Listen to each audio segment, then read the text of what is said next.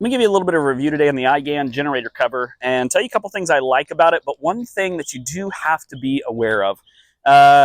First of all, I actually really do love the setup and design. It is designed to cover your generator while it's in storage, keep it well taken care of.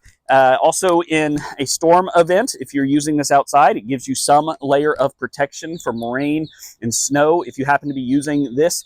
Second thing I love about it is that it is designed for easy access still to things like your gas. And so this is designed that in such a way that I can constantly be refilling it and covering it straight back up without issues.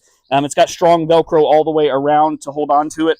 Third thing I like is when you're running your generator, it does have clips. I do love that it clips up on the side to allow proper airflow, so it doesn't stall because of its own exhaust. And again, it gives you plenty of access on the front side as well. Third thing I love is the side is designed here on your carry side with your handles to allow full access and use of the handles when you're ready.